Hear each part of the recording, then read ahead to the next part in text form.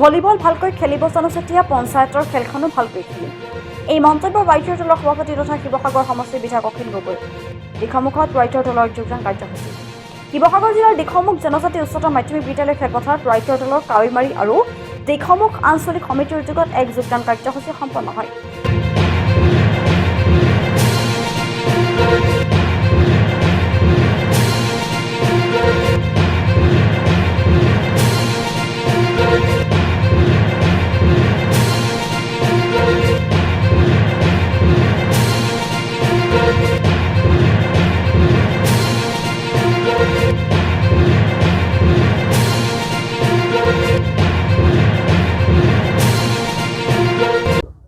এটা হ'ল যে কলেজত যেতিয়া হোষ্টেলত আছিলোঁ তেতিয়া খেলিছিলোঁ কটন কলেজৰ হোষ্টেলত, আৰু তাৰপিছত জেলত থাকোঁতে মোক যে জেলত ৰাখিছিলে ন, তো যেতিয়া ডিব্ৰুগড় জেলত 6 মাহ ৰাখিছিলে তেতিয়া ভলীবল খেলিছিলোঁ। গুৱাহাটী জেলত যেতিয়া বাৰম্বাৰ জেলত পঠিয়ায় তেতিয়াহ'লে ভলীবল খেলোঁ। তো এনেকৈ সেইকাৰণে খেলাৰ অভ্যাস এটা আছিলে, কিন্তু বহুত দিন খেলা নাই। আজি হঠাতে দেখি ফটকৈ মন গ'ল, কিন্তু নাই, এতিয়া জঁপিয়াব নোৱাৰা হৈ গ'লোঁ। আৰু পঞ্চায়তত আপোনালোকৰ খেলখন কি হ'ব? পঞ্চায়তৰ খেলখনত ডেফিনেটলি ভালকৈ খেলিম। এইটো ভলীবল মই খেলিব জানো যেতিয়া সেইখন খেলো ভালেই খেলিম ৰ'ব। পঞ্চায়তত ভালকৈ চেষ্টা কৰিম। আৰু মই খালি কংগ্ৰেছ দলক আহ্বান জনাওঁ যে আপোনালোকে কংগ্ৰেছ দলে উপ নিৰ্বাচনত কৰা ভুলটো আপোনালোকে নকৰিব হা। কংগ্ৰেছ দলে উপ নিৰ্বাচনত কৰা ভুলটো যদি আকৌ কৰে তেতিয়াহ'লে কংগ্ৰেছো ডিবিব, অসমৰ মানুহো জিবিব, আমিও ডিবিম বিৰোধী পক্ষটো। কাৰণ উপ নিৰ্বাচনত আমি বেলেগ বেলেগকৈ খেলাৰ কাৰণে বিজেপিয়ে 5খনতে জিকিলে।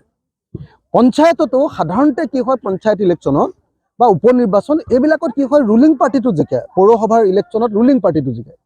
সেইকাৰণে এই সময়ত আমি পঞ্চায়ত ইলেকশ্যনটোক ব্যৱহাৰ কৰিব লাগে যে আমাৰ সকলো পাৰ্টিৰ কৰ্মীবিলাকৰ মাজত একতা বৃদ্ধি কৰিবৰ কাৰণে ব্যৱহাৰ কৰিব লাগে।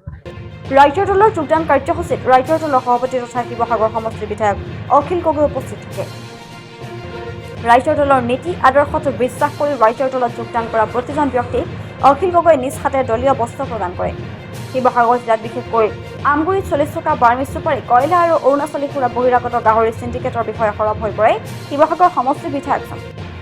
মানি ল'বনে নাজানো, মই লোকৰ পাৰ্টিৰ কথাটো কেনেকৈ ক'ম, হয় নহয় কওক?